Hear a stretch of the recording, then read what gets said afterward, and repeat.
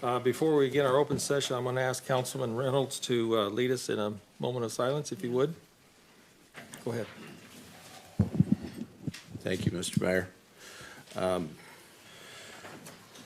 It's pretty hard for me. This man not only served our community, served our country, and his family served this community for over 100 years, 4 generations, and he was an absolute champion for what was right and what was just, and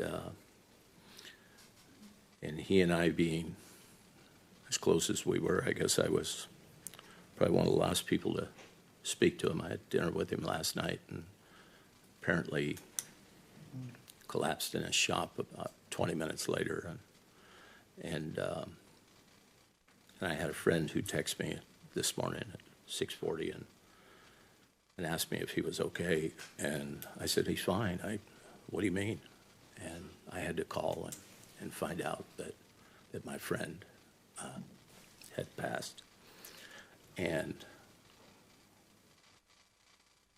I've known a lot of people in my life, and I've never known anyone as genuine and honest and hard-fighting and steadfast. And he was just a gentle giant. He was strong when he had to be, but he was gentle with his strength. And I'll always admire him for that. If you'll join me in a moment of silence, please.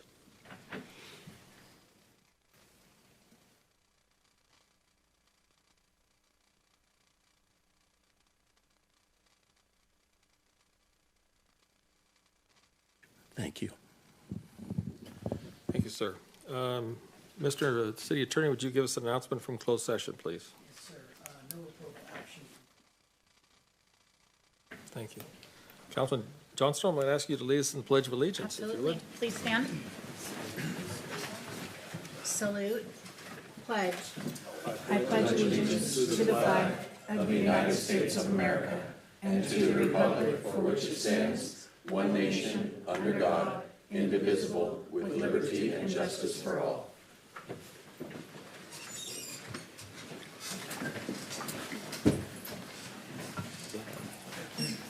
Next item, we have corrections or changes to the agenda. Yes, Mr. Mayor, one correction on item number 10, we want to add in for this contract, we want to add in a not to exceed $60,000. Okay. Got that. That's the only correction.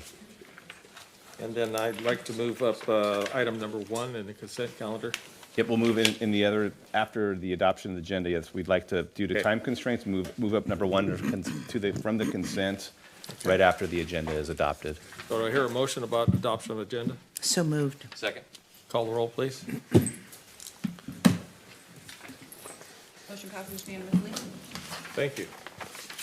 Next item we're going to look at is item number 1, resolution recognizing John Star and Better Builders Construction.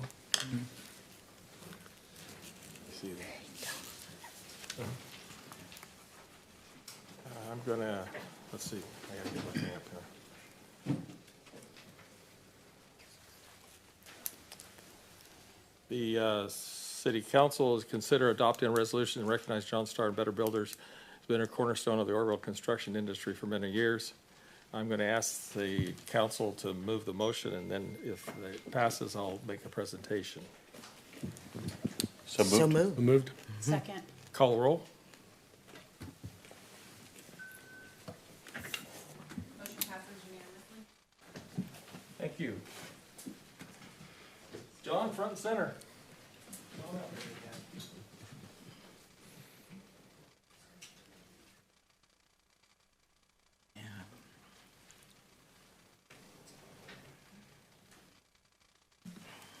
look at Resolution 9430, resolution of recognition honoring Better Builders and the Star family.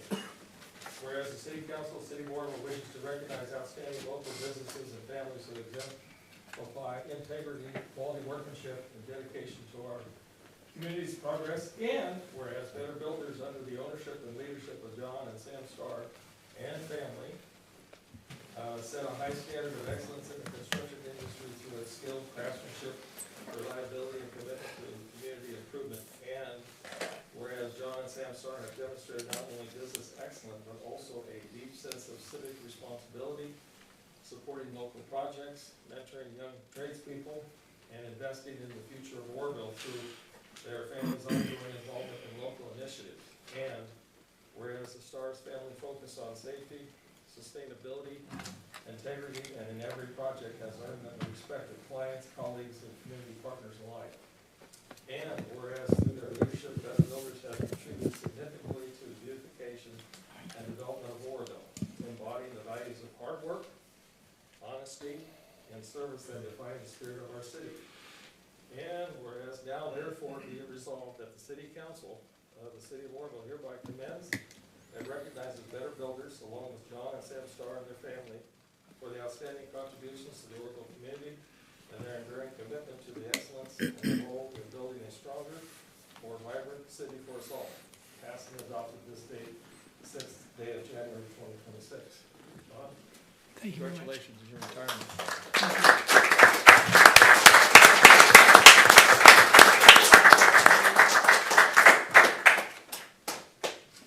Okay. John, would you like to say something? I do. I want to thank Orville. I moved here in 1975. Didn't know anybody in Orville. My dad was in the military. We lived in Italy, all over the United States, many places. I picked Orville. I like the community. It's been good for my family. I have 3 good kids, 3 good grandkids from Orville. I had a good company. I had employees that worked for me for over 30 years, several of them.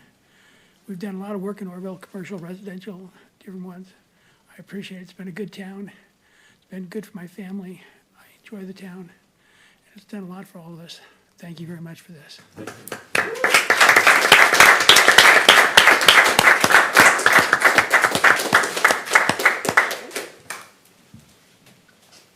Thank you, John. Yeah. Thank you.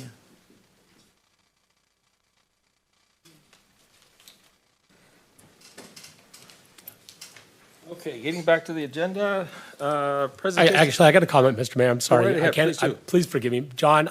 You probably don't remember this, but for years and years and years, I was an apprentice carpet installer working for Ron Scott over at Carpets Galore, and I cut my teeth doing all the floors in your houses.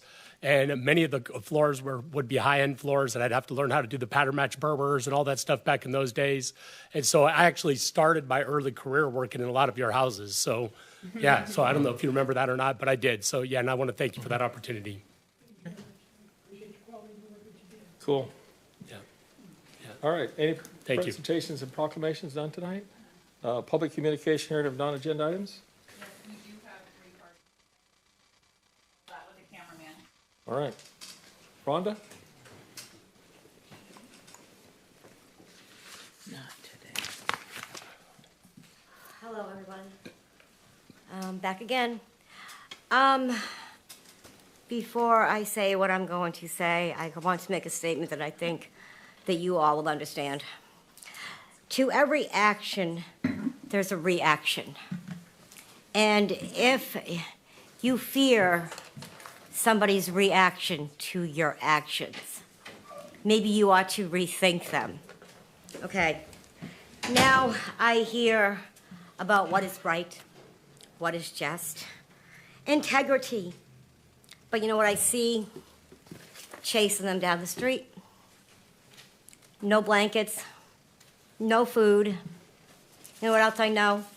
I research everything I say, everything I do. Lots of money. But I know where it's not going. It's not going where I am. It never has. It's the bare minimum.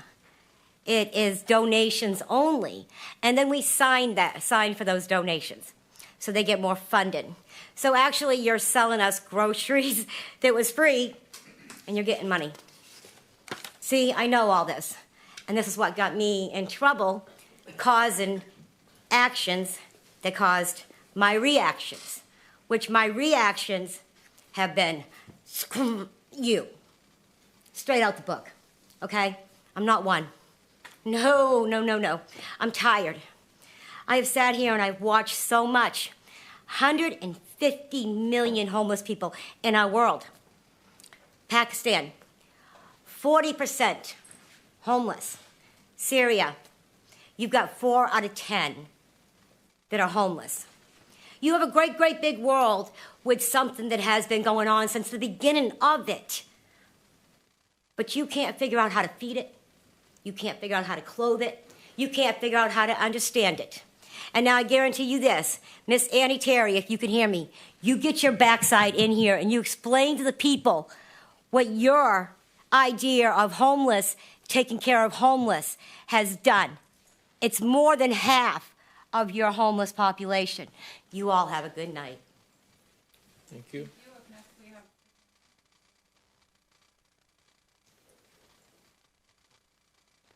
Welcome. Good evening, Oroville City Council. Happy New Year. I'll get into it. Last month, I watched a news report. I believe it was out of Colorado, but basically talking about flock cameras.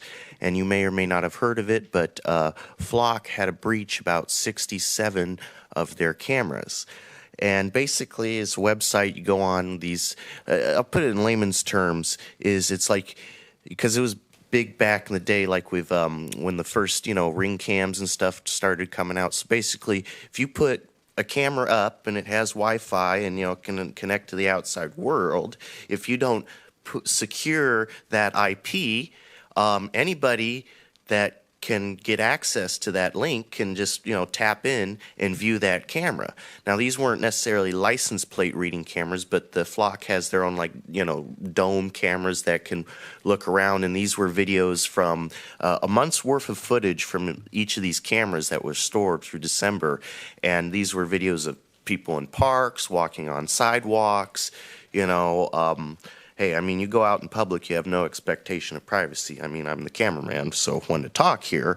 But it's when the government contracts these, agencies such as Flock to provide these cameras, and we do have these Flock cameras, from my understanding. Ours are mostly for gunshots and license plate reading. But it, brings concern is these are, a lot of Flock cameras are purchased by government agencies, and if they're not secured, what kind of value is that for the taxpayer's dollar? And just in the fact that, it's more so, okay, this whole Orwellian, George Orwell, 1984, the government's watching you, yada, yada, yada.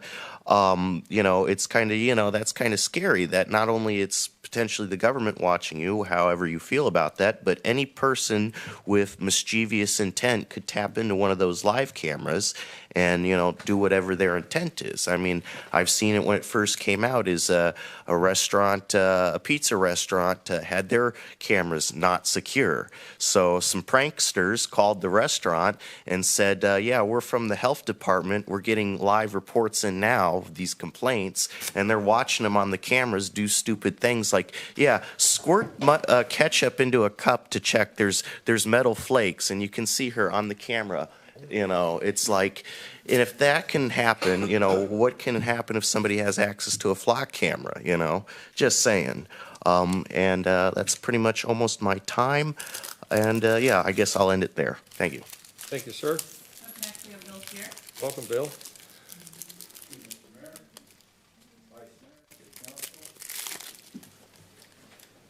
Verse of the day, arise, shine, for your light has come, and the glory of the Lord rises upon you. I'd like to take this opportunity to pray over the Lamalfa family and over you all and our families. Father, we thank you for the hope that we have in you. In your word, it says to be absent of the body is to be present with the Lord. As we all run this race called life with our destination, heaven, we pray that you would be with the family, the friends. It would give them comfort in this time of loss. For his wife and kids and family, Lord, our hope is in you.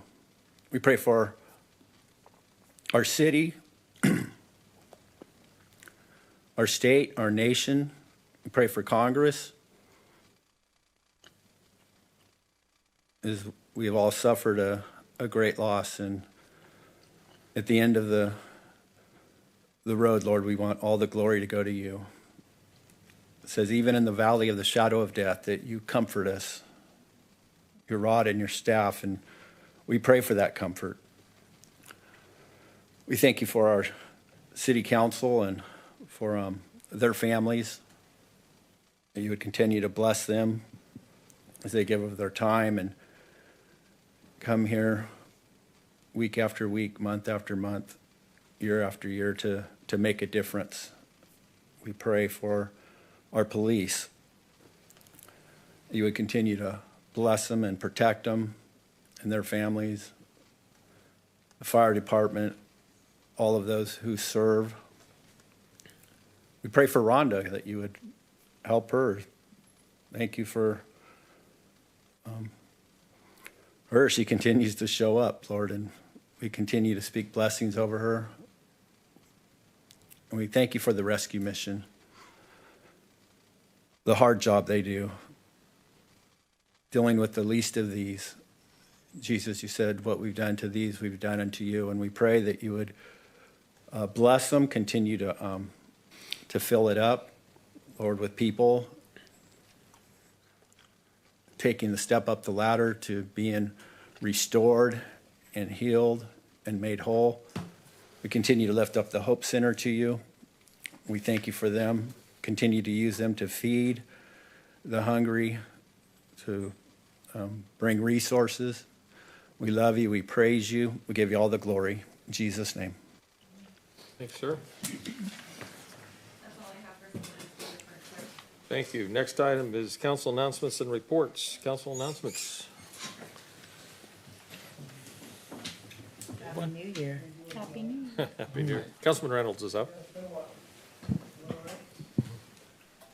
A couple weeks ago, Councilman Weber presented a agendized item about transparency, and I agree with it 100%. But in a nutshell, it pretty much said that none of us can talk to anybody about anything, ever. It had to be rewritten, I guess. Our administrator's doing that for him. But, which, by the way, was a violation of our First Amendment rights and Constitution, but that's okay. I'm all for it. I'm all for transparency.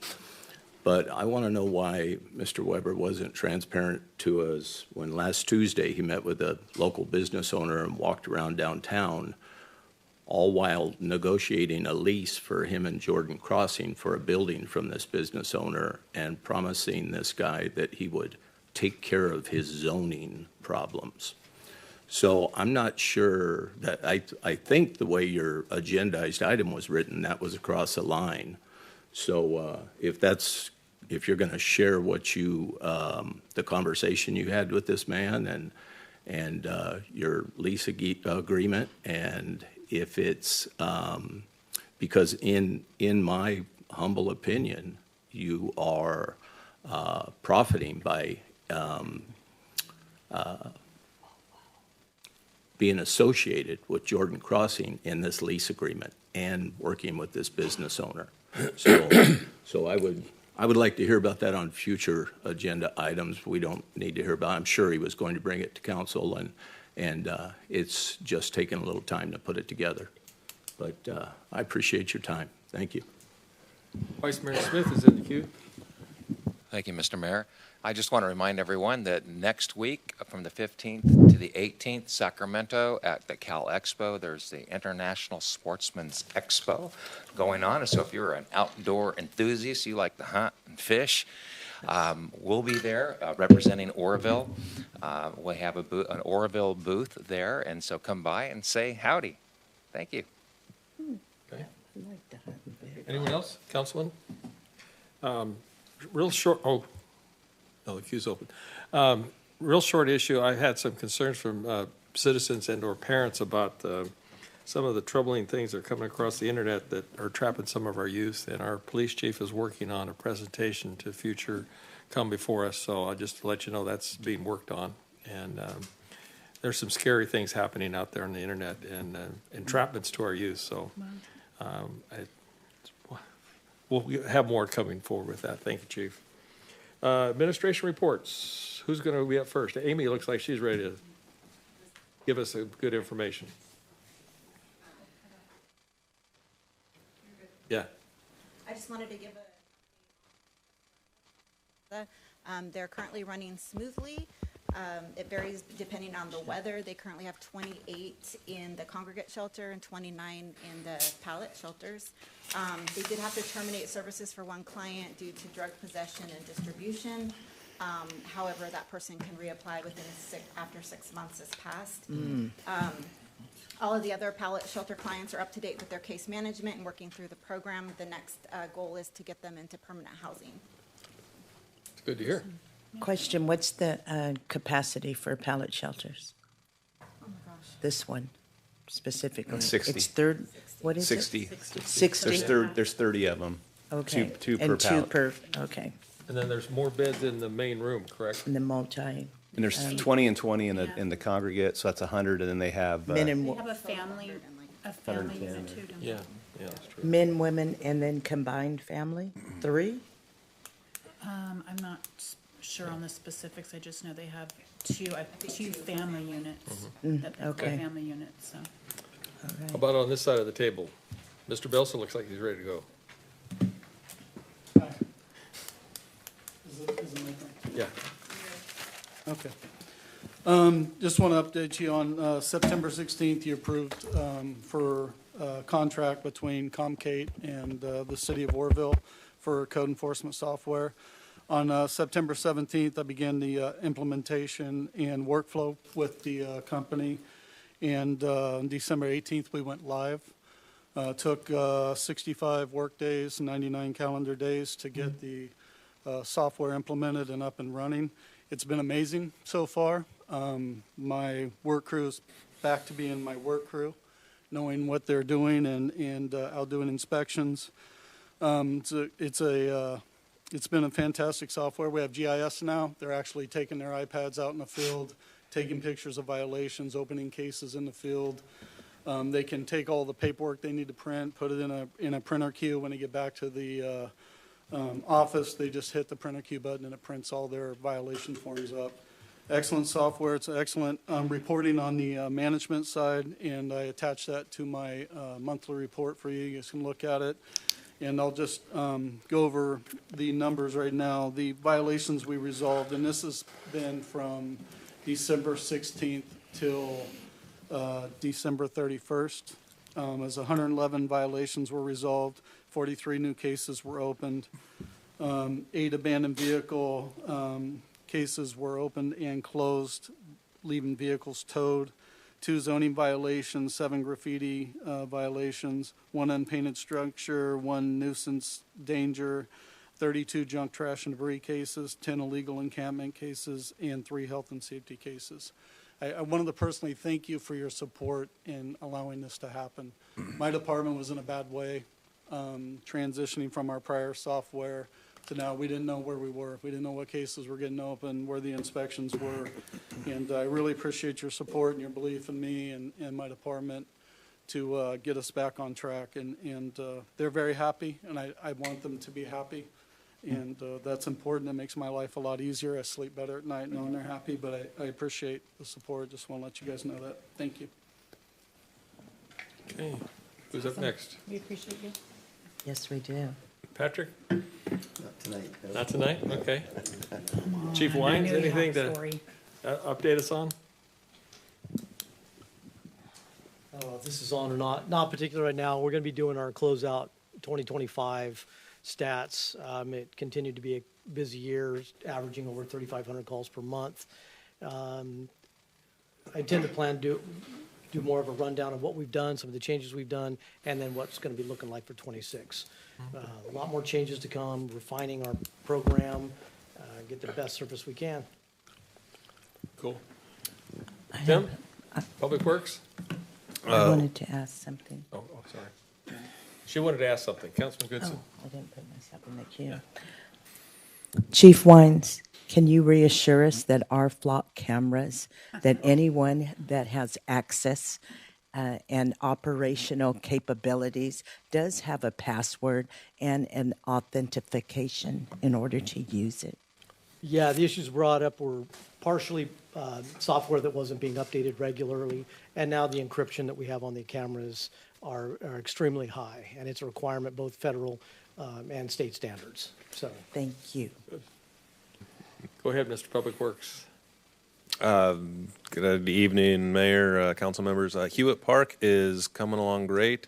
Working now the plan for a grand opening later in the winter/spring. We'll decide. I want the sod to be in, and I want it accessible to all before I open it. So Good. I don't think it's wise to open a park that's not fully usable. All right. And these recent rains have hampered our grass installation. Appreciate the crews. I know been out clearing the drains and whatnot. Have we had any big blockages that occurred? No, sir. No. So the drains are working. The rains are working. No big blowouts yet. Don't say yet. Yeah. All right. Go. Oh, I guess I'm- Johnson, go ahead. I just want, there hasn't been any vandalism or anything going on there yet, right? Because it's still fenced off? At Hewitt Park? Yeah. No, there's been no vandalism. There's a presence there, and the 7-foot no-climb fence is installed. Councilor Thompson. Thank you. I just want to take a moment and recognize, I couldn't be more proud of our staff. Honestly, when I talk about our town, I am, I don't know if our city's had such a good team from the top down to our employees, and I truly am proud to work together with all of our staff. I'm not sure if there's a specific way, aside from public accolades, that we as a council can celebrate our staff, from our department heads down to everybody else. I know that we often do a dinner type thing, but maybe we could drum up within the group a way that would celebrate them more, instead of just, here's a chicken leg, thank you for what you, I mean, I love chicken legs. We appreciate you so much. We're going to give you. But if some there's a chicken. way that we could, maybe brainstorm a way to really, because, I mean, honestly, No, I agree. with a company or anything, who you have working for you makes a difference. And I know that our city gets complaints, and they often don't see the stuff that's getting done, So if there's a way, maybe from the internal, like, hey, what are some things that can be done differently this year to really, just say thank you from the council down to our staff. I'd be interested to hear from them how we could better celebrate them. With it, I was saying, with a company or with the city, whether Jim Collins wrote this book years back, Good to Great. I'm not sure if anybody's read that, but it's a pretty much a cornerstone book for business, and it clearly lays out, if you have two companies, one can succeed and another fail, what's the difference between the two? And it really comes down to leadership, who's running the show, and what are they doing. And we have the right people on the boat, and then we have some great people in the right seats. And so I really truly have a lot of hope for the future of Oroville.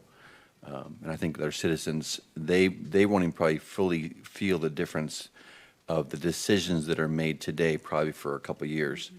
And it's from the decisions that are being made today. And I truly am grateful for every one of you that puts in your hard work and hours and sacrifice to serve this community. Okay. Well said. Mr. Mayor, can I add a few comments? Yep. Just in response to that, Councilman Thompson, it's good timing. We've been meeting, myself and HR have been meeting with employees for about 6 months now, and just brainstorming on things that we can do better as an organization. And in March, I think it's the first Friday in March, is Employee Appreciation Day. So a resolution will be coming before your council, and we'll be having an event in the first week of March to recognize our employees. So more to come on that, but completely agree with you.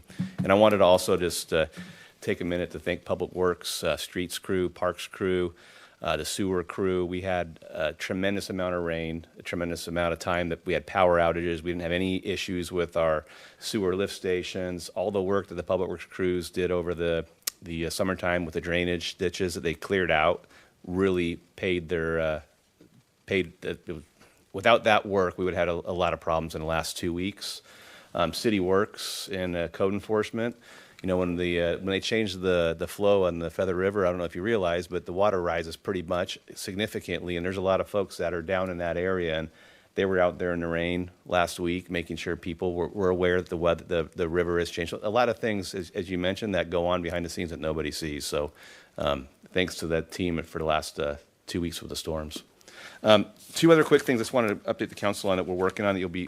Items will be coming before the full council in the near future. Is we've talked about it before, at least at the staff level, but I'm not sure we've ever talked about it at the council level. But a pavement moratorium, and essentially when the city invest significant resources in redoing our roads and streets, we want to make sure that they're not cut up in the very, very near future. So we have some ideas we want to bring before the council in the future. It's pretty standard practice in most entities to have some sort of moratorium once you do some pavement work that they're not cut up in the very, very near future by utility groups, or even in some cases it could be a private property owner. So that'll be coming forward. And then also we've been working on, and we had an executive team meeting, gosh, I think it was probably about 4 or 5 weeks ago, about just a uniform process with regards to street closures. And street closures are very important in this community. They add a lot of value. There's a lot of community pride in those. So we've had 2 meetings since our executive team meeting, so more to come on that. We've got a couple ideas to run by the council just to have a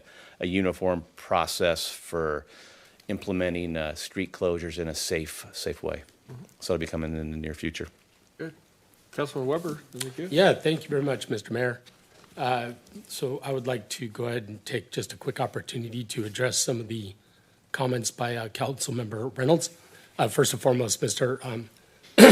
Councilman Reynolds, I'm terribly sorry for your loss of your dear friend Doug. Everything you said was absolutely true. I appreciate that, Mr. Attorney. It's this out of agenda. What's that? We are moved on from councilmember comments, but how are you treating these, Mr. Mayor? Well, I think it was kind of a requested as agenda item. Maybe we should bring it back and then you can fully explain the topic unless you have more to add. Do I not have an opportunity to respond to the things that were said? Well, we moved on past councilmember comments to staff comments, so this will be going back in the agenda. Right. But there is an opportunity on future agenda items if you have parameters you want to add to that future agenda item. Sure. Well, would there be any resistance from this body to hear what I have to say right now? That's not for me to decide. The chair is Okay. I appreciate your comment, but it might be better brought forward as a council agenda item, and you add your comments to the agenda item, so we can clearly look at it that way. Are you, Mr. Reynolds, are you afraid of listening to what I have to say right now? No, sir, I'm just trying to obey the law. You'll be breaking the Brown Act. It'll be a violation. You can't go off the agenda, out of agenda. It has to be a minimum of 48-hour notice and an emergency 24. Okay. You, sir, didn't give that. All right, fair enough. So, okay, so when would be appropriate time for me to respond then? When we bring it as a council agenda for the next agenda. Mr. Reynolds, I'm no longer speaking to you. Thank you, though. Okay. Your voice is not needed. Thank you. I'm talking to the mayor. Thank you. Okay. So we'll add your comments to the agenda item. Make sure it's all clearly. Sure. Forth. Okay. Okay. And that would be during this meeting then? Well, we could if you like, but I think it'd be better as an agenda item so everyone gets a clear look at it. All right. Yeah. Was there a second on that agenda item then? No, I Second it. I have no problem bringing that as agenda item from the mayor's call. Okay. Be an agenda item, it'll be fully weeded out. Yeah. Okay? Yeah, it's just unfortunate so much misinformation was just pumped out. Sure. So, but, Well, that agenda item will be ability to clear it up. yeah. All right, thank you. Okay. In conclusion of the council reports, I just received an email from our Department of Water Resources folks, and we now have an agreement for the 200,000 now. Just happened like 5 minutes ago, so we'll see that coming forward. The SBF has been, the funding had expired. Not the FERC license. Yeah, not the FERC license, but just the 200,000 a year. I just got the email as we're speaking at, so that's good news. All right. We'll move forward, consent calendar. Yeah. Any items on the consent calendar for council to bring forward? I Go move ahead. that we approve the consent calendar. I'll second. Any comments on the consent calendar? Dawn? All right, we'll call the roll, please.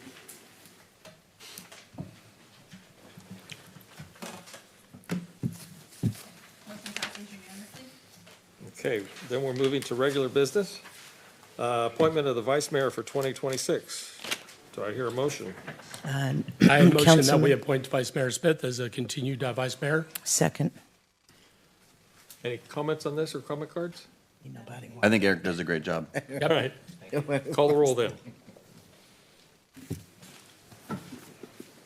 Motion passes unanimously. Next item is council appointment to committees, commissions, and boards. Pleasure of the council. I move we approve. Second. I would like to add, I want to thank all the council members' efforts at all the committees. Many of you don't realize we have a huge amount of committee work that these folks volunteer their time all over aspects of the city. So I just want to commend every council member. The list is long and deleterious, so it's one of the parts of the job you didn't know you're getting signed up for. You did not. Yeah, it did not. So call the roll, please. Motion passes unanimously. Item number 6, resolution supporting the federal recognition of the Conco Valley Band of Maidu Indians.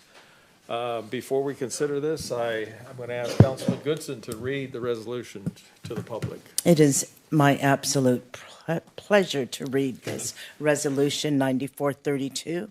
It is a resolution of the Oroville City Council in support of the Concow Valley Band of Maidu Indians of Butte County, California. And whereas the Concow Valley Band of Maidu Indians of Butte County, California are the descendants of the original Aboriginal inhabitants in the region of the West Branch of the Feather River, including all its tributaries. And whereas it is historically known that some tribal people from the Concow Valley Band of Maidu Indians were relocated to what was called the Nome Colt Farm, now known as the Round Valley Indian Tribes, Round Valley Indian Reservation. And whereas it is further acknowledged that there are different bands of tribal people who lived in specific historic locations and still exist today, with one such tribe being the Concow Valley Band of Maidu Indians. And whereas the Concow Valley Band of Maidu Indians has been working to obtain federal recognition and is seeking support from the City Council. Now, therefore, be it resolved by the Oroville City Council as follows. The City of Oroville recognizes the Concow Valley Band of Maidu Indian Tribe as an autonomous, separate, and distinct tribe and sovereign entity. The City of Oroville fully supports the Concow Valley Band of Maidu Indian Tribes' efforts to obtain federal recognition and a trust relationship with the United States of America. The city clerk shall attest to the adoption of this resolution passed and adopted by the City Council of the City of Oroville on this 6th day of January 2026. And it does have the official signature of our mayor, David Pittman. Congratulations. Let me entertain a motion to this resolution. So moved. Seconded? Second. Call the roll.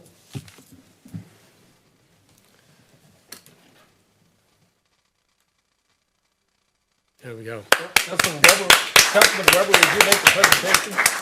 Councilman Weber, would you make the Oh, presentation? yes, please. Thank you very much.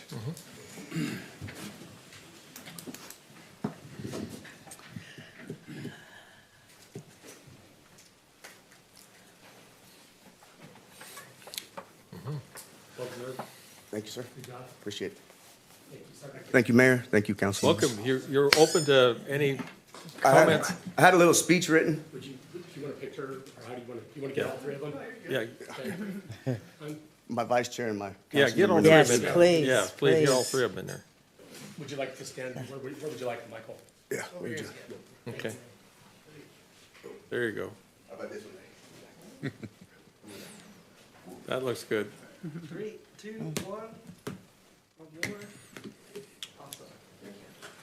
Can we have one without I had a speech written. Can you take 3 minutes to listen to what I Yeah, have? please do. Go ahead. Yes, Sure. and then afterwards, may we have a picture of just the three of you?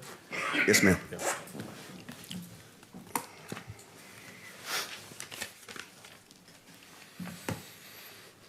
Honorable Mayor, members of the City Council, city staff, and members of the public, thank you for allowing me a few moments this evening. Nikki Yamha, Matthew Williford Sr., Yeponi, Koyom Kawi Ma'a. We are the original inhabitants of the North Fork and West Branch region of the Feather River. Long before Orville became a city, before the state became a state, and before the United States was formed. Our traditional name for ourselves is Koyom Kawi. When the settlers could not pronounce the word, it was translated into Concal. I want to begin by acknowledging that we represent 8 bands of Concal Maidu, the Chechi, Lulapi, Toto, Waimi, Chino, Simsewa, Kimsu, and Nimshu. Our rancheria was between Dogwood Creek and Camp Creek, also called the Dogwood Rancheria. Our tribal family names consist of the Gramps, Clarks, Grants, 3 Johnsons families who are not related by blood, Williams, and Beavers. The Gramps family descend from the 1851 unratified treaty signer at Bidwell's Moleyu, and Elza, who was never captured and married a miner from Germany named Martin Gramps. The Clarks descend from Tomian Nim, who was the first Concal chief at the Round Valley Reservation, and Yohima, who named all of her sons after the United States presidents and was never rounded up. The Feather River, foothills, valleys, and surrounding mountains are not just places on a map to us. They are living cultural landscapes shaped by thousands of years of stewardship, ceremony, language, and community. Although Concal bands live throughout Butte County and the city of Orville, we are indigenous original people from the Concal greater area. As well, we are the 5th tribe in Butte County, but the only one who has to petition for acknowledgement. We submitted our first petition in 1998 and received the number of 197. But our petition was sent back due to formatting issues. Then in 2016, after a revised petition was sent in, again, the BIA returned our petition for formatting and clerical errors. None of our petitions had been denied, though. Which brings us here today. In 2016, the city of Orville passed a resolution supporting our efforts for acknowledgement. Today, we ask for the revised version of the same resolution, just with some language changes. We have received support letters from many of our partners and would like to continue to be partners with the city of Orville. In the early 2000 to 2015, we also played a big part in the Salmon Festival. We were the traditional dancers. Our former leader, Patsy Seek, who passed away, my cousin, was always here, and we always had things down, and we would like to see that return sometime. Oh, wonderful. And we also just wanted to bring to the attention of the council is down here by the Feather River at River Bend, there is a lot of cultural materials, and we would like to know how we could go forth of making some kind of resolution or agreement with the city of Orville for us to collect our traditional basket weaving materials and other such items. Thank you. Okay, cool. Thank you so much. Sir, thank you very much. I just want to say for the record that my husband is my due. Oh. All right. I'd like to thank the council for considering this. May we please have a picture of the three of you, please? How about standing right in front of all the council here? Just face the other way. Weber, maybe you can get on the other side and take a picture of all of us. Yeah, come stand here and turn Yeah, around. and then turn about. There you go. Yes, There you go. there you go. There you go. There you go. Ready? 3, 2, 1.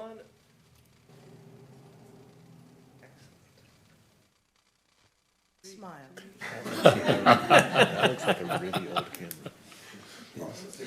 Thank you, gentlemen. Thank you. Thank you. You bet. You bet. You're welcome. You're welcome. I'd like to say something, Mr. Mayor. Sure, go ahead. I'm on Gentlemen, I'd like to. I'm on the queue first. Oh, Thank you. Oh, I'm sorry. Yes, Didn't Councilman you? Weber is. You're Thank true. you very much. Appreciate that.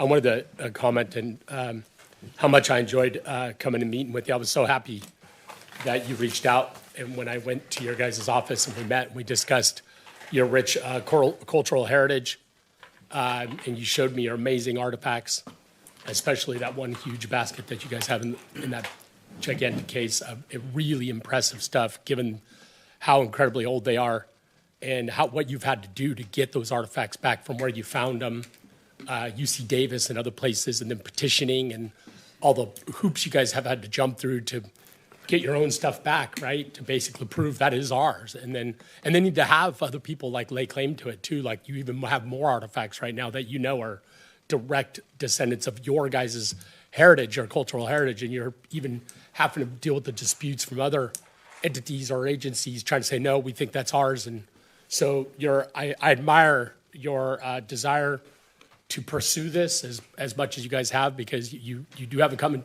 and you have it coming. And that's good that you're going after it. But what I really loved about our conversation was just, well, how fun it was. It was just a great conversation. You, sir, are just thoroughly entertaining, and I really enjoyed it. But what I admired was that you guys were very adamant in your desire to preserve your culture, the history, preserve the sites, even going out with is it the forestry you work with? Yeah, the forestry, and mapping out sites where you find some of your traditional dwellings that you guys have in these woods, and then putting those on the map and actually finding artifacts from there. So you're not just talking about it; you're actually doing it. You're putting in the work to preserve your culture, your people. You know, correct me if I'm wrong, but are you guys the only ones that do the dancing in the area? We're the only ones that are from one band that do it. There is another group that is mixed with other federally recognized tribes, but we are the only solo where our members are our tribal members as well. Yep. And I think a bunch of us on here have seen you at the Salmon Festival a couple of years, and how incredibly rich an experience that is to see that. So Brian Wong is in the back right there. If you guys turn around and look at him right there, guy in the hat. Brian Wong and I were having a conversation about you guys today, about this item, and how I was telling him that I was so excited for this item to come forward, to recognize this, to get this resolution done. I'm super happy with how quickly the staff worked on getting this done and bringing this before council. That was like 2.5 weeks ago we met. It wasn't even that long ago, you know? So that speaks to Councilmember Thompson's earlier talking about our staff. It speaks volumes to our staff. They got it done. But Brian, when I told him about the heritage items, and I said, you wouldn't believe it, right up here on Myers, just up the road, just not even a quarter mile, sits this little office, and there's this rich cultural heritage history sitting in this room. He immediately said, I want to host an exhibit, okay? And so if you guys would like, I mean, there he is right there, if you want to talk to him. Him and his wife, Louisa, are deeply committed to arts and cultural history, and they would love to host an exhibit with you guys, and maybe even have an opportunity for you guys to talk about your history and whatever that looks like. But I would love to, if you guys would like, Brian and Louisa Wong would love to do that. And I think that would be incredible to put that stuff on display and let some people come and see these things. So I was totally honored to email the mayor and ask if we could get this done. He agreed immediately, and it just makes sense. So bravo, good job, guys. And it's a pleasure making your acquaintance. And I look forward to years of us working together. And thank you. Make sure you go to the Plumas Feather River District main office here in Orville. They do have half of our dogwood collection from the Oakland Museum, which we just received back this year. So there is half of it there and half of it at our office. That's cool. You guys are also invited to come to the office anytime you want to. Thank you. Thank you. Councilman Reynolds is in the queue. Thank you. I think my association might be a little more personal. My dad was born in Polga in 1930, along with his 9 brothers and sisters from about 1910, and he was raised with the Gramps and the Clarks. In fact, it was Henry Gramps who delivered him in their little cabin. Up on the cliffs of Polga up there was the Reynolds Ranch and Ernie Reynolds. So you guys probably remember him, but I have quite a few pictures of your ancestors and that from my family growing up with them. So if you would like to talk about it, I can make copies or whatever you need. But I have a lot of history from that area. Mr. Reynolds, I think I reached out to you last year. I think you were having some family issues with your father. Somebody had given me your information. But yes, we would love for that. I descend from Martin Gramps. Oh, okay. He was born in 1893. That's my grandfather. And then Wayne Nine here, his grandfather was Henry, or Charlie, which was Henry's son. Yes, nice. Yeah, I would love to hear from you. Once again, thank you, Mayor. Thank you, council members. Councilman Goodson has a quick I'm question. just curious, that Renee Gramps, are we talking about the same? She's married to Tyler. Taylor? Oh. Tyler? Yeah, that- Okay, same Gramps. Very family. big family. Okay. Thank you. All right, That's thank good. you so All right. much. Thank you. All right, folks, item number, where are we at? 7? 7. Yeah, 7. Side letter agreement, City of Oroville Police Officer Association. Brian, please, go ahead. Sure. The item before you is a side letter with the Oroville Police Officer Association, sworn and non-sworn. And in a nutshell, as Councilmember Thompson was saying, we have a lot of great staff, and we want to be able to keep our great staff. And there's been some competitive changes in the law enforcement market in the last year that have made it very challenging for us to recruit and retain. And we've had many, many discussions, the chief and I, on a creative way to try to enhance the compensation, to try to keep up, for no better term, with some of our neighboring agencies with compensation, but also do it in a way that is cost neutral, that doesn't add any costs, because we're trying to live within our means. And the chief came up with a great solution here. It's a 5% increase, but however, there is a change in how overtime is calculated, which will save the city money. Mhm. And in addition, there were 4 vacant positions that we are recommending that those be deleted that help fund this 5% increase. And it will not impact his operations. These positions have been vacant, and this will be a big deal for us to obviously keep the great staff that we have, but hopefully retain a couple more that we need. So moved. I'll second that. Any comments on this item? Public comment, sir. Call the roll, please.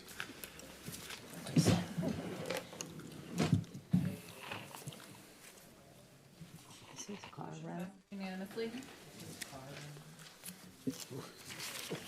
All right. Item number 8, letter to Caltrans requesting widening of State Route 70 between Montgomery and Grand. Yes, this was a letter that was Vice Mayor Smith recommended that we work on this at the last council meeting, so we're bringing it back here. And I got to give a lot of, obviously, Vice Mayor Smith did a lot of the drafting of this. Actually, he did all of the drafting of this with a few tweaks, but we have it presented here. Again, the idea here is to reach out to Caltrans, let them know there's some concerns with the bridge that's right up there Highway 70 between Montgomery and the Nelson Grand area. But I'll let Vice Mayor Smith add to it. Go ahead. Yes. Oh, Goodson.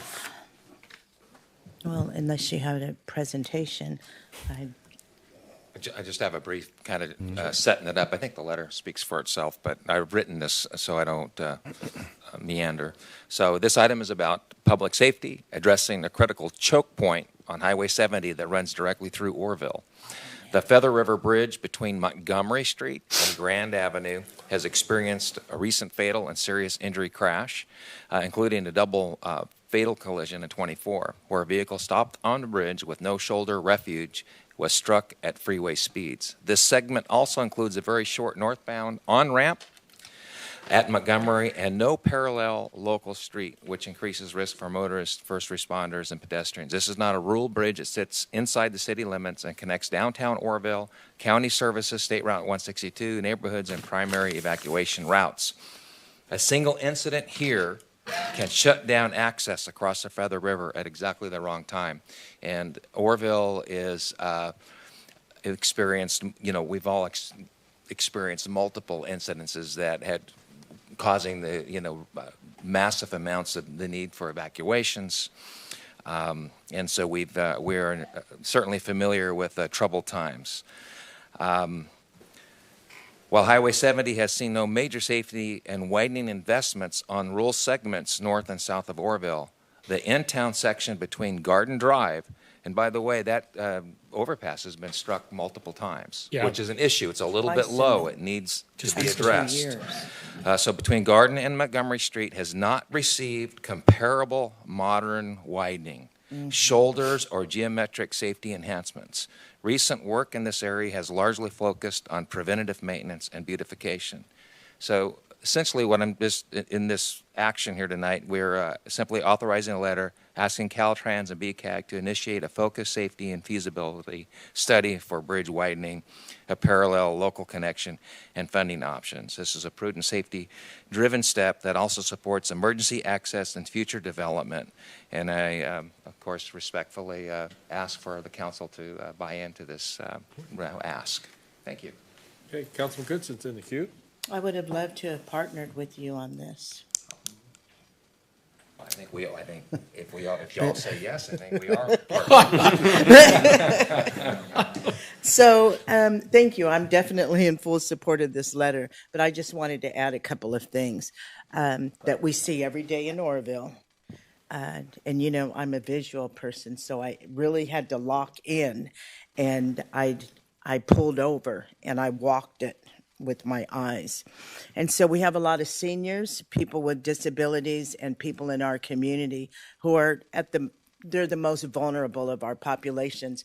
They walk long distances every single day. And anytime, I think just like with any of us, if we can find a shortcut, a direct route, then that's just what we do. Unfortunately, this is a really high risk area. So I think that any study really needs to look at ADA access and the needs of those that are the most vulnerable.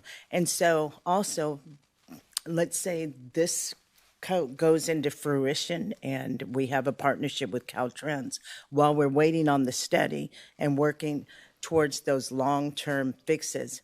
I'd really like Caltrans to look at some short-term safety steps. Things like better lighting and simple pedestrian deterrence, kind of like where there's railings, there's barriers, or even some type of heavy-duty landscaping that would help detour people from using the freeway as a point A and point B route. And then my last point, the letter requests, your letter at the end requests a multi-agency coordination meeting involving Caltrans, BCAG, the City of Oroville, Butte County, CHP, and emergency management personnel to review initial findings and determine the next appropriate steps. I believe that it would also be beneficial to include community perspectives in this process, particularly those who utilize the corridor on a daily basis. That's it, but I love it. All right. Vice Mayor Smith, are you back in the? Yeah, I just wanted to just respond to the whole ADA and traveling. Yeah, I travel this roadway multiple times a day. One of the things that I frequently see are folks traveling on walking on the freeway, riding their bikes on the freeway between Montgomery and Grand Avenue. And so, because essentially the river cuts us off from the north and south ends of town. Now, of course, we are very appreciative of the Complete Streets program and the Washington, and some of that development will help alleviate a little bit, but not all of it. So, and I always invite certainly the public. I think, you know, they certainly need to be engaged in this process. But this is a long overdue and needed addition or upgrade. And so you had mentioned, I have to get back in the queue. No, go ahead. Okay. You mentioned a choke. Is that like a bottleneck? And so are you making reference to, let's say there's a stall out on the freeway or emergency vehicles or like? Yeah, so if you look at the bridge, there's no shoulder. So if you stall on that bridge, you're in deep trouble. And, I'm assuming no one lived to tell the tale as to why that vehicle stopped on the bridge in July, I think it's July of 24. But if you have any kind of, you know, mechanical issue, and you stop on that bridge, you're in just big trouble. And then essentially also that just chokes down right there. And so if there's any emergency services, evacuation, the fire department's trying to respond, and that's just it's a significant piece of infrastructure that definitely needs to be upgraded, you know, for just public safety, just for our whole community. Not just, you know, not just the ADA piece, which is certainly an important I thank element. you for bringing this forward. Absolutely. So appreciate that. Okay, any other comments or questions on this item? I'll add a quick item. Huh? He submitted. Did you did? You haven't called for public comment yet. Public comment, please. Yes, we do have one. Okay, thank you, sir. Thank you, Mr. Cameron. No worries, no worries. Good evening, Oroville City Council. I'll keep it brief on this one. I do believe the bridge on between Montgomery and Grand there on 70 is definitely in need of some modernizing. Definitely, it is a crucial part of connecting Oroville and especially that upper part of Oroville and the Thermalito area. My issue is that seems to be a little bit of wishful thinking right now, which who knows? I mean, they spent $1 million to put artwork in from a grant, so maybe we'll get something. But right now, people above our council level kind of spent a lot of money, and we're kind of screwed at the state level financially. So I hope there's some money left for a new, bridge improvement. But right now, it's kind of wishful thinking. But regardless of that, it does need lights. It does need, more space. I can't, speak for everybody, but I read the driver's manual, and it said in a situation like that, it's not ideal, but don't sit in your car on the freeway and become a target. I mean, it's not great. They don't want you to run across 6 lanes, but if you're somewhere where you can get out and there is, not a shoulder, but there is a little bit, it's longer than this book, but there is a little bit of railing and concrete there to get off the bridge.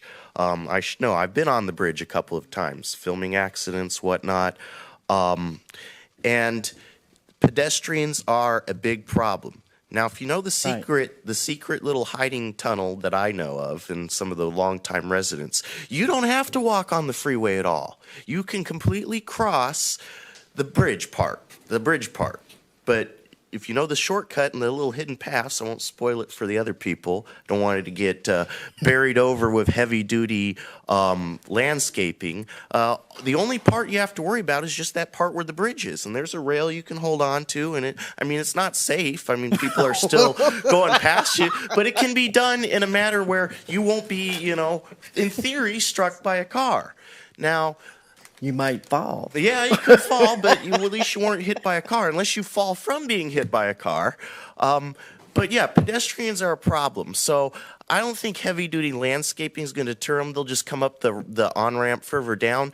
But if maybe there's a way that we can make a pedestrian bridge along to it, that would definitely, and we can make it pretty and whatnot, but I'm pretty sure to do that, there's got to be environmental impact reports, all this and that, because at the end of the day, we're going over a river, and anything built in a river, nowadays, there's environmental concerns. Right. So thank you. I appreciate the time. Well, thank you. Thank you for that. All right. Any other comments on this item? One item I'd just like to add to this conversation is, you remember why the bridge was put there? Because of Oroville Dam. That whole roadway was rerouted because the freeway used to go right down Montgomery Street. So it might be an issue. The reason that whole bridge was built was the Oroville Dam project. Oh. Might be an interesting potential partnership in funding. Anyway, entertain a motion.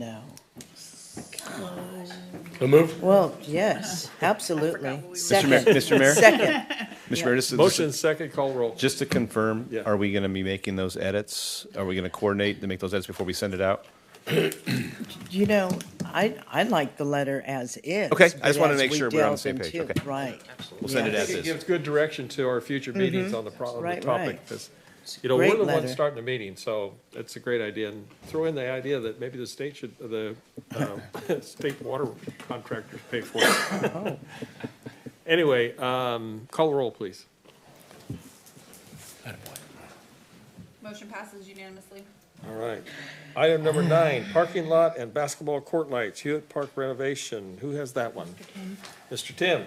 Good evening again, Mr. Mayor, Council.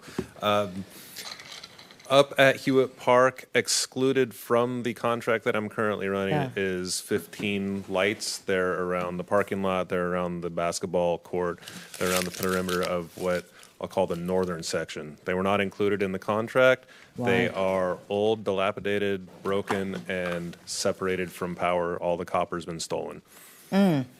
So what I want to use the contractor, the supplier that supplied the rest of the lights for Hewitt Park. There are two different options. The option I'm recommending is the less expensive one for $72,000. The other one is about $124,000. The only benefit to the other lights is it kind of looks like what we have up there. It's the bell hook light with the curve and the arm. However, it's $40,000 to $50,000 more. If you want to see a picture of it, unless you have your packet right there. No?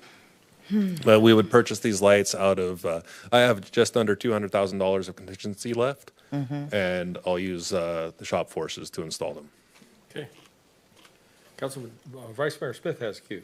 Yeah, a question. So have we been keeping an eye on the solar lights that were installed behind Home Depot, 2nd Street, I think it is, behind Home Depot? There's a series there. And we I know installed had- 4 up there. Yeah, we had a stretch of, a lot of fog and a lot of, cloudy days. And I was just kind of curious if we laid eyes on that to check at 4 o'clock, 5 o'clock in the morning if they were still burning. They were still burning. Now the batteries will not recharge as much, but they were still burning well into the night. Okay. So after a while, they lose its brilliance. And then they'll You're recharge saying, when the sun comes and so back. it disseminates the power of the. Any comment cards on this item? None received. Council, what's your wishes? So moved. Approve the purchase. Okay. Is that a move in a second? Call roll. Motion passes unanimously. Number 10, item award of contract sanitary sewers professional service agreement. This is also me. Okay, go for it. Mr. Mayor, Council, we have 7 lift stations around the city in varying states of age and need of modernization.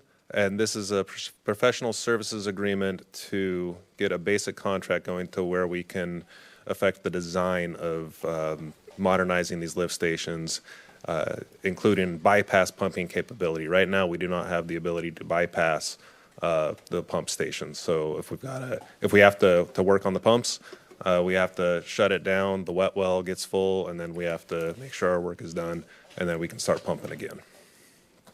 Of particular concern is the River Terrace and the Orange View lift stations. Those are danger close to the river. Should we have an overflow there, it gets right into the water, either into the power canal or into the Feather River just above the fish hatchery. Neither one is ideal. So this would be a blanket contract that we would issue task orders against in the future. Okay. And this is, Mr. Mayor, was included in the budget and also in the capital project list, and also when we did the sewer fee study about a year and some change ago, I believe it was. All of these improvements to our sewer infrastructure were included in that assessment and calculations for the sewer fees. Councilman Goodson's in the queue. Yes, you received a total of 3 proposals. I was just wondering, Sacramento, it didn't come in as the lowest bid, right? There was no dollar values associated with this. This was on technical merits and capability for a Okay. design contract. Okay, great, thank you. Any other questions? Entertain a motion. Okay, I move that we award a professional services contract to Corolla Engineers. Second. Call roll. Motion passes unanimously. Item number 11, future leaders pilot program. Oh, you do? Good evening, Mayor and council members. Tonight, I'm happy to provide an overview of the Oroville Future Leaders Program, a youth civic engagement initiative designed to introduce local students to city government, leadership, and public service. It is being requested that this presentation be accepted for information. Here we go. The purpose of the Future Leaders Program is to engage youth and local government and provide them with hands-on exposure to how the city of Oroville operates. The program is designed to provide leadership and civic education, encourage future participation on boards, commissions, and public service, and strengthen youth connection to the city of Oroville. Ultimately, this program helps build an informed, engaged, and civically minded next generation. Participants will be selected through an open application process. Applications will be reviewed by the city's executive committee, and 7 students will be selected for the pilot cohort. The cohort is intentionally capped at 7 participants to ensure high-quality engagement, meaningful discussion, and hands-on learning opportunities. Each session will take place on Mondays and follow a consistent format.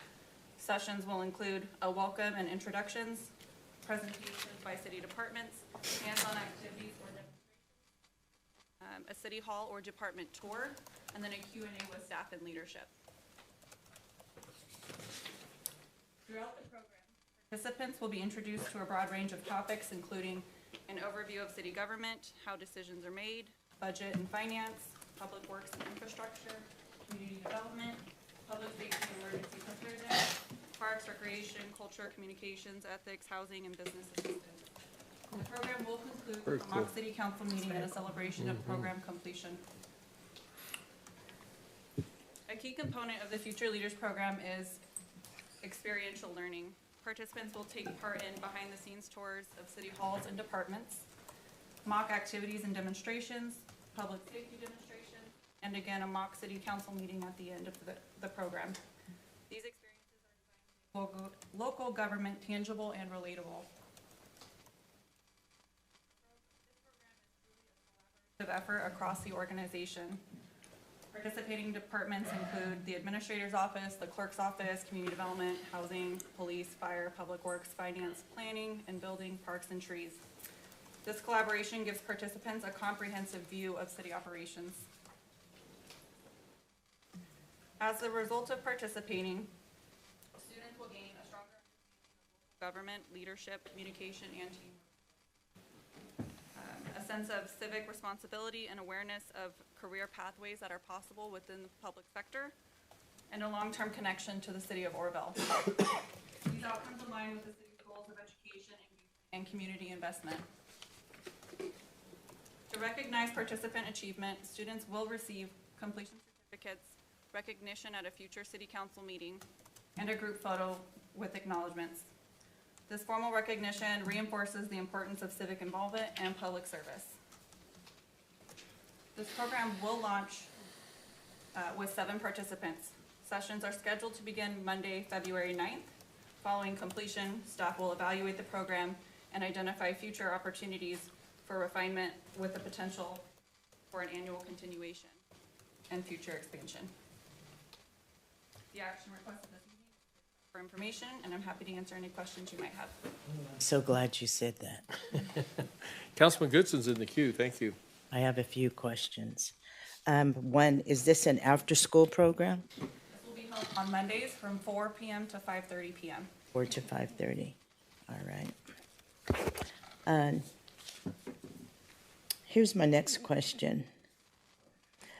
Will the outreach include like Oroville City Elementary, Oroville High School?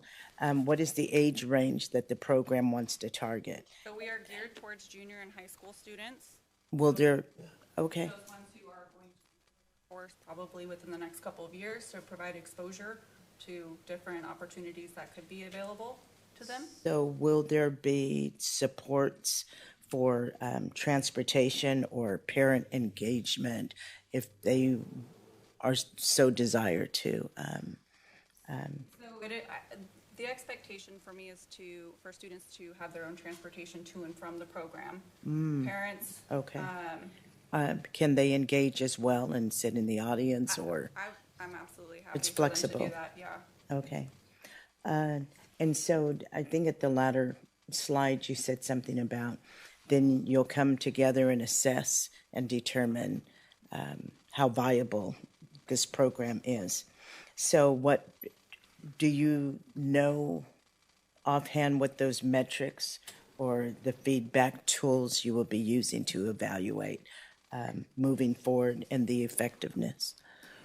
I do plan to receive feedback from the individuals who participate in the cohort, including ways to improve, what they liked, what they disliked. I'd also like to meet with staff after the completion of the cohort to get their opinion as well, because they're going to be directly involved, the various departments. What worked well, what doesn't. Is there a want to continue this on an annual basis? So with this being a cohort, I think it's more of testing the waters to see in gear whether there's an interest. So I'll just say this because this is what I love the idea. And I just don't know how to ensure this, but I would like to see the participant group reflect Oroville's diversity culturally, geographically, and socioeconomically. Okay, Absolutely. So we this can is gonna make be that open happen. to anybody that fit within the junior high school, senior age. I haven't reached out to BCOE or any of the high school districts directly for partnering. Now, the plan is to have application packets available and ready for anybody up at the front desk if they'd like to come and get one. And then I do plan to reach out after this meeting to the individuals who are at the school, the districts, and let them know that this program is Like the happening. counselors. Correct. Okay. Provide them with the flyer, the packet included. Included in the packet is the application, liability waivers, photo releases, everything that you would need for something like this. So I plan to provide all of that information to them tomorrow morning. Okay, wow. So the selection process, we're gonna have an open application period. We will have an executive committee meeting. From there, the executive committee and those 7 individuals who are selected. So you, as well as the other members of the executive Right, committee, will have a direct opportunity.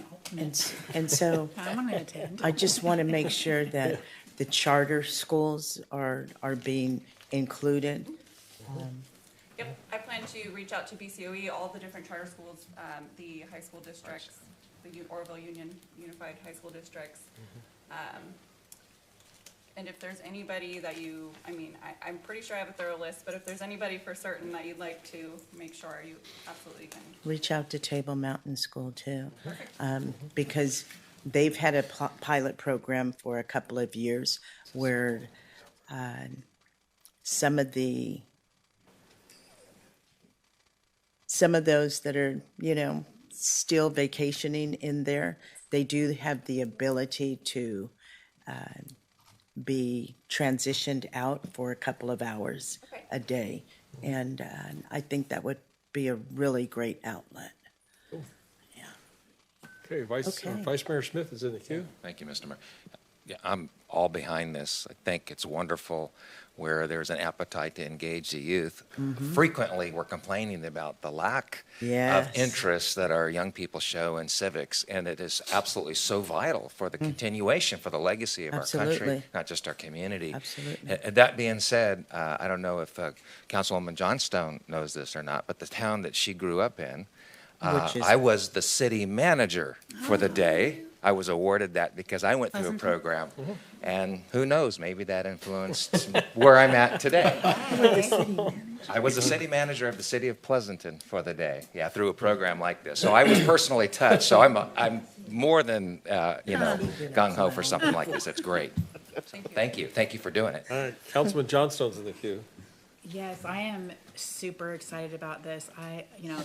Youth is, that's my heart, is the youth. And so anything that we can do to get them out of their comfort zone and engaged, I think this is a fabulous opportunity. I wish that I had gone through something like this when I was younger, because you don't know what you don't know, right? My question to you is, so the applicants who go through the program, is there a plan for the city or you to stay connected with these participants after the program ends, so that their interest in civic engagement and public service can continue to grow? Like, is there ongoing, or is there potential like mentoring. I don't even know, you know, but just something where it's not just like you go once and then you're done. Like, is there a way to stay connected with them to continue to grow their interest in civic engagement? And I was gonna say, I think that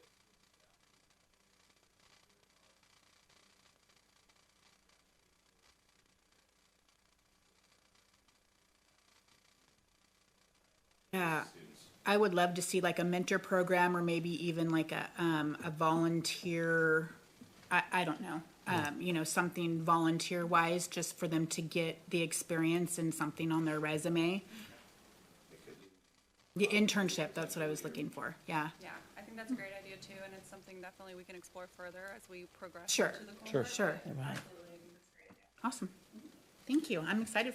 Yeah, I think personally, I think it's a great idea. One of the interesting things is one of my grandsons were trying to make the trip to Washington, and that's about an $8,000 out-of-pocket cost just to make the trip to Washington. I gotta say, it's gonna be more effective here locally when they can actually, because local government's really where it happens.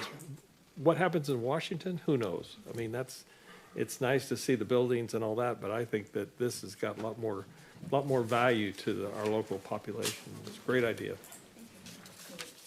Have to fly on Air Force One. Well, I mean, 8,000. that's what it costs to do that trip now. It's crazy. Okay, so action requested, we just accept the information. Thank you all. Next item, public hearings, no public hearings scheduled. Non-agenda items, do we have any more cards? None received. All right, future agenda items is up. Anybody, future agenda item not mentioned?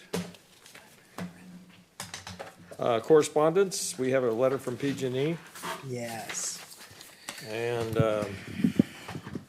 next item, we'll call for adjournment, but I would like to adjourn this meeting in memory of Congressman Doug LaMalfa. And our next regular held meeting will be January 2026 at 4 p.m.